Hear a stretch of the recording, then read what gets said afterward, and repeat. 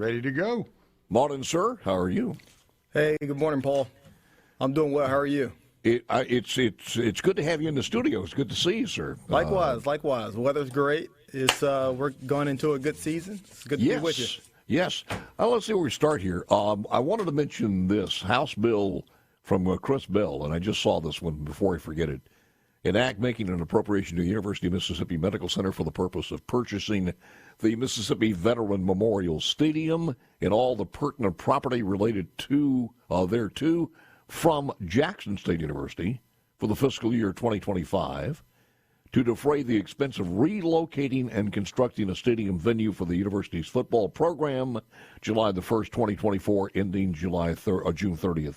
2025, $40 million. The money appropriated by this act shall be paid for by the state treasurer out of any money in the state general fund. But that is, and apparently the bill is still active, to refer to the House Appropriation A and C on Friday. Any comment on that one? Well, Paul, $40 million is a lot for a parking lot. I think we can all sit back and say, man, I probably got in the wrong business.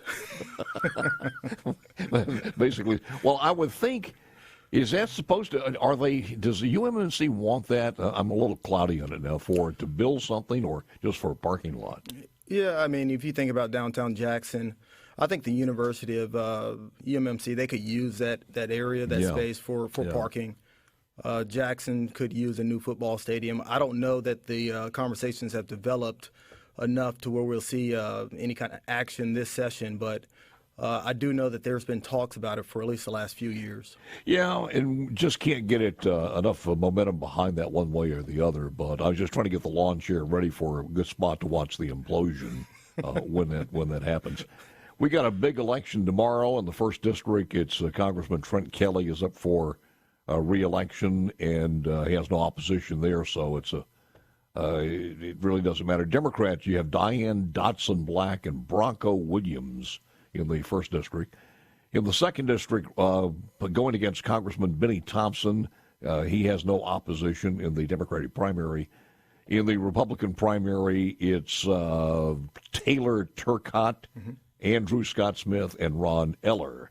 3rd District, Michael Guest has no opposition, nor does, there is no Democrat candidate qualified. And in the 4th District, people were asking me what's going to be on the ballot tomorrow. You have Congressman Mike Ezell trying to win his 2nd term. Carl Boyenton and Michael McGill will be vying for that position in the 4th District. And the Democrats have no opposition. Craig Elliott Rayburn, I see no opposition. They in the Democrat primary. So it gives you an idea of what's going on there. Correct. Yeah, tomorrow's a big day. I understand that there is we have spring break going on all across the state. Yes. A lot of our conservatives are running unopposed, but with that said, it's still very much important that we get out there and do our civic duty. Voting is one of the bedrocks of our foundation, and this is how we pick our leadership. And we have it's important. Yeah. So I encourage everyone to get out and vote. In fact, I'll be driving back up to DeSoto tonight. So I can make sure that my vote is casted in the morning before I come right back down here to vote in session. I haven't seen the number of absentees, if they're up or down. Have you? No, I haven't had an opportunity to really take a look to see what the trend is for this cycle. I hope that it's up. Me too. I do. We had 9%. I just mentioned this a little bit earlier. We had 9% of Democrats voting in the gubernatorial election. 9% of registered voters, 18% of Republican voters. That's got to change. Yeah. It's got to change. They've got to be more informed, and they've got to be more to the point to get out and vote. You just got to. No, absolutely. I mean, that is the only way that we continue to have our democracy grow, and then we also protect our elections.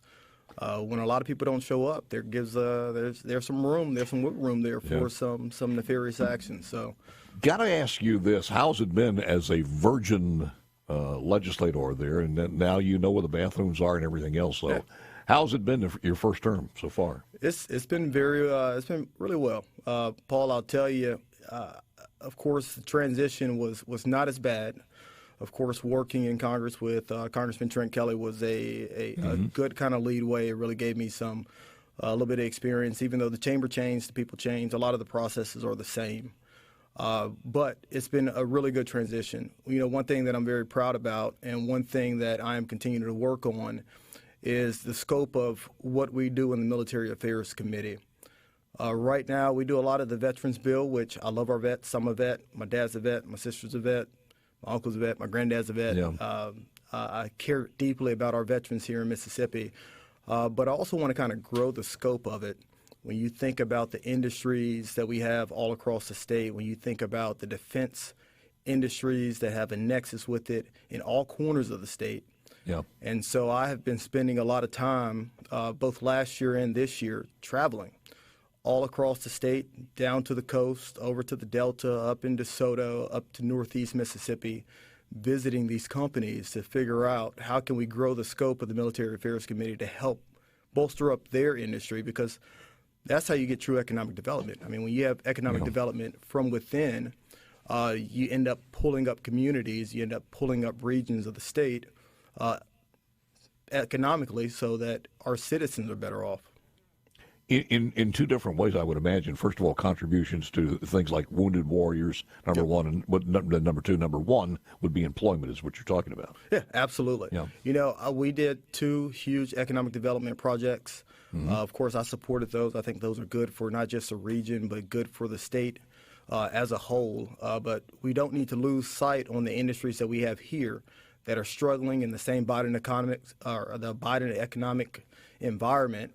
All across the state of Mississippi. If you want true economic development that is long-lasting, that is going to have a tertiary effects all across the state, we have to focus on the folks that are already here, were built here, from here, work in their community, and that don't plan on leaving. Rodney Hall, who's the new the District 20 House of Representatives from District 20. You've got to be as aggravated as most of us are on some of the people that have been appointed at high positions from the Biden administration in the military. It's just whether they're wearing skirts as a guy or they're coming off of or into a position of power with absolutely no military experience. It's got to be aggravating. It's more than aggravating, Paul. It should keep you up at night. I mean, think about the transition that we've had from the greatest generation that fought the hardest war that we have ever seen globally to the wars that we just came out of with the war on terrorism, the battle-hardened soldiers that we have that are currently in, but a lot of them are getting out. And they're getting out not because they don't love their country anymore, or not because they're necessarily tired, but it's leadership. Leadership matters. And when our leadership takes their eye off the ball and stop caring about the national security of our country or protecting the homeland, and they care more about, woke ideology or, passing on more freebies or, it breaks my heart. It softens America. It softens our defense and our resolve. And that next fight could be potentially just as big as World War II. And we're crippling our military. We're crippling our defenses. The fact that Secretary Austin did what he did and there's no repercussions at all, it was just, you cannot make excuses. You didn't tell the president that you had cancer, that you were being treated for cancer, or that the treatment for that cancer had gone wrong, because you saw it as personal and medical. Yeah. And I think a lot of us have empathy for you in that regard. But now that you see how personal medical decisions are, will you call for the re-recruitment, restoration of full rank and back pay for the 8,600 service members who were vax mandated out of the military? No, I won't. How's that sting you? You talk about losing interest, and for all of those who have thought about joining the military at this time, Paul, that's got to weigh on them. Paul, it's just so hypocritical. I mean, it is extremely hypocritical for our chief defense person to go AWOL and to say, it was a personal matter. I'm back now. We're fine. Listen, if I roll my ankle, if I got a cold and I go to the hospital, I tell my troops, hey, I'm going to be out for a little bit. It's important. It's accountability. Secretary of Defense, you would think it would be equally important. More coming up. I want to talk about some of your bills and some other things with Rodney Hall when we Representative Rodney Hall joins us. So the situation where you're in as the first African American in the state legislature, to me, it's not meaningless. It is very, very important, but when you get in there, you understand there is, in the Republican Party, it's all about can you produce and what are you doing and how many bills do you have that you're going to put forth and working with everybody on a teamwork basis. Have you found that is a detriment or an advantage or anything like that? You know, Paul, I have considered it very much an advantage, not necessarily because of the color of my skin, but because we have a supermajority, and I'm a conservative. I'm a proud conservative. I ran on conservative principles because that's what I believe in, and that's the stuff that I'm putting forth in the legislature. And so you would think that with the numbers and the coalitions that we have, I'm passing and I'm writing conservative legislation, and so we're headed in that direction. It's one of those things that's secondary, but then again, when you start looking at it and you say, well, just this is, my God, let it be the bellwether for other folks to understand you're welcomed in the Republican Party. You can make a difference with that majority. Fiscally conservative as many African Americans are, we have more and more who are valued members of this audience every single day, but they just have to make that decision. And sometimes it's not easy, and I know that you can speak to that. Well, Paul, one thing that I have, known to be true in my heart and what I've also seen out in the field when I go around and talk with communities all across this country is that there's a lot more that unites us and separates us. And even more so, there's a lot more folks that look like me, black folks, brown folks, all across the state of Mississippi, heck, all across the country, that share the exact same values that we have here in the Conservative Party. And I'll just list a few off the top of my head. You go across these communities and we all want the same things: safe cities, safe streets, good schools for our kids, low taxes, the restoration of our values. That's important. Not based off the color of your skin, but off of our values and the direction that we want Mississippi to go in. And so, yes, I do have the opportunity to go into these communities and talk with folks that look like me because I come from that community, and I get to share our values and our principles. And I think that we're going to see a shift in the voting electorate where we'll have a lot more folks traditionally deemed Democrats voting as conservatives. Your ear is to the ground in North Mississippi. I know that. Do you see anything at all where you slowly see it seeping in as far as the effect of immigration in that area? As far as immigration, I do know that it pisses off a lot of people. Yes. That's an understatement. It's very disheartening.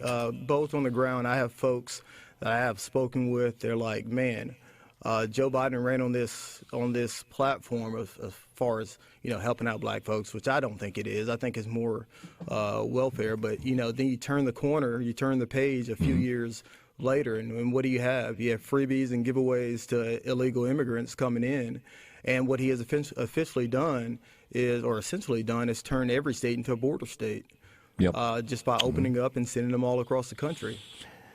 Every single day we have more and more audio bites and news stories out there. People are just you said piss off. Yes, in Chicago, in New York, and places like that, they are at a breaking point. I think we're going to see a lot of the African Americans who traditionally, generationally have voted Democrat to either hold their nose if they don't like Trump, but vote for Trump, like Trump and be more outward to do that, or not vote. And I think that's going to play into the overall total. You're on a good point, Paul. I actually am a little bit more optimistic than that. We have a true opportunity to compare the two folks running for the top office in this coming November. And I think folks' memory is a little bit longer than what people think. I think people remember the policies and the direction of the state and the country in the last administration under President Trump, and they see what we have now, and that has pushed them even further, even quicker. It has accelerated that move to voting for Trump. So I don't think there will be a lot of folks holding their nose. I think a lot of people are going to say, to heck with this and Joe Biden, I'm going back to what we had before because I was doing significantly better in almost every regard and every domain. I do say, I'm not saying it's a large number, but you often hear some people when they would say things like, little caveat, I'm going to vote for Trump. Not so much that I like Trump, but I like his policies. Yeah. And so it's almost that little caveat out there. And it's a smaller percentage. I agree with you. I am uplifted to see how many people have basically understood this. And we said that early on. I said, Joe Biden's going to have to perform and outperform the last 4 years after the pandemic. If not, people are going to have something to compare that with, not 5 generations ago, just the last presidency. And we're seeing that through the fruition of it right now. Yeah, I don't think that he can lean on the empty promises that he ran on initially 4 years ago, because people do have his track record, and people can see the difference. So he's going to have to come something a little bit harder. His actions just have been beneficial to anybody across America. There is not the most eloquent speaker sometimes when he gets off script. We understand that, and I'm okay with that. There are a lot of people who are not okay with that, but when Joe Biden has a 15-minute speech and you don't even have the translator any idea what he said, and they're okay with that one, it's dual selective indignation, let me put it that way. But when you look at what Trump says in the last speech, that he believes it's 15 million people illegally in this country, and he says before it's over, at the end of this guy's term, it will be 20 million. Now, you look at that and you raise your eyebrows, where the hell did he get these figures? But almost everything else he said is true. Oh, so no, you're you got to absolutely wonder. right. Yep. That influx at the border is going to have huge detrimental effects in America for generations to come. I mean, when you think about the next census that we do, I mean, that could really harm Mississippi and a lot of other smaller states, and we're going to feel that impact. But, the other thing, Paul, is people like leadership, and, Trump's not the best speaker, but he's full of conviction. He's strong. And people, you know where he stands because he tells you where he stands, and people value that. He has been, by the way, there was a bill that has been blocked in Congress, and I've got the story in here somewhere. I'll find it for you. There was a bill in Congress to change that law, and it's been blocked by Schumer to say that illegals should not be counted in the next census, and they're fighting against that as we speak. You think this is going to have a deleterious effect on the African American community throughout and the Hispanic American community? Oh, absolutely. I mean, it's willful blindness if you don't already see it, because it's happening now. I'll give you a anecdotal evidence on kind of the effects of this influx of immigrants. There have been military training that has been shifted or shut down or postponed because they've been using federal facilities to house illegal immigrants that they bring in. And that's just one small anecdote on the situation that we find ourselves in. But that's going to continue to grow, and that's going to cascade in a negative impact all across this country. When you talk about Rodney people getting peed off, it's just some of the language that they use, too. The other day, Jerry Nadler, when he had to answer this about Lake and Riley, he threw fire or gas on the fire. I want to start by expressing my deepest condolences to Lake and Riley's family. The alleged perpetrator should be prosecuted to the fullest extent of the law. Perpetrator. May her memory be a blessing. Unfortunately, instead of coming together to express our sorrow for Lake and his tragic loss, the majority appears to be exploiting her death for yet another partisan political stunt. Rather than approaching this tragic event in a thoughtful manner, Republicans appear to have just thrown together language from existing unrelated bills that target and scapegoat immigrants to score cheap political points in an election year, while doing nothing to address the situation at the border. This approach is fundamentally unserious. The legislation before us today would subject to mandatory detention any undocumented immigrants merely arrested or charged with committing an act of theft, larceny, or shoplifting, along with those who are convicted or who admit to committing such acts. Let's think about that. Someone who is arrested, who was never charged with a crime, is now going to be subject to mandatory immigration detention? Wait a minute. You haven't been charged with a crime, but you're here illegally. That is a crime. Can you see what he's saying? He's saying basically, if you are here in this country illegally, you've committed a crime, and you've committed another crime, you're going to be detained simply because you've committed a crime as an illegal. It doesn't make sense. I'll give you the final thoughts. Make it make sense, Paul. Make it make sense. You can't not make it make sense. Final thoughts from Rodney Hall when we come back. Back with Representative Rodney Hall. Limited time here, 60-second bullet point assessment of these. You ready? Medicaid. Terrible for Mississippi. Number two, that was faster than I thought. I've allotted you at least a few more seconds on that one. No, listen, I understand that we do have to try to help as many Mississippians as possible, and I think that there's a way to do that without bankrupting the state. And I'm just concerned that we went from 10 years to not having a conversation at all to passing it in less than 60 days. So, I'm optimistic about it, but I just don't see it in the numbers that I've seen that it's good for the state of Mississippi. There was another story I have there in the stack and show prep over the weekend. Another billionaire from outside this country, like George Soros, putting money in here. It is amazing the millions of dollars he's put in to do a couple of things. Number one, expand Medicaid. In PR and everything else. Number two, to tear down voter ID. And that's just the money coming in from foreign people, billionaires, trying to affect policy in the United States of America. And that was one of the things, to expand Medicaid. The second thing was to tear down voter ID. All right. The number two bullet point was initiative process. Man, when you sign in at the legislature, you raise your right hand and you take an oath. And a part of that oath is to read the Constitution, which our Constitution probably needs a little bit of work on. And it's over 200 pages. It's huge. It's a volume. Yeah. But with that said, the ballot initiative is a constitutionally protected right for all of our Mississippians. And I think that we have a duty to restore it. People have a right to have a voice on the laws that they want on the books. And so I was very proud to stand in strong support of it. Number three, do you think we're going to have anything on school choice or in any way, or a study committee, or where's that going to come out? I think so. I was very pleased about the Inspire Act. I think that did a lot of good in the education scope for our different districts across the state. I think the push is still there to continue to exploring education freedom. It seems to be the way to go as far as giving more opportunities to students all across the state, despite where they live. I don't understand the Senate's wanting to just kind of mix and match in different things and try to save the old jalopy known as MAEP. So when you start thinking about it, because the formula you guys put together in the House makes more sense to me as far as giving to those who need it. I mean, this is not a bonus check to everybody out there for performance. This is to improve education, and where education lacks the most is in those underserved or those districts that have low ad valorem taxes, et cetera, et cetera. Yeah, and it's a cleaner bill. You got a better understanding of where the funds are going. We have to appropriate it every year.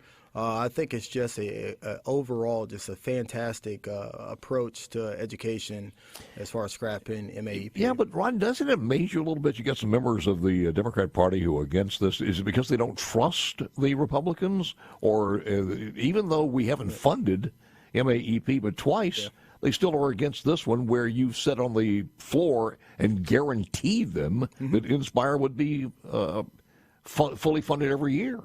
Yeah. No, and the funny thing is, I think they just speak out against it just because, and then they go and vote yes for it. It's probably just more political jockeying than anything itself. But there is a wide coalition that really appreciates and likes Inspire in the direction that it takes our state. And I think it's the right move for us.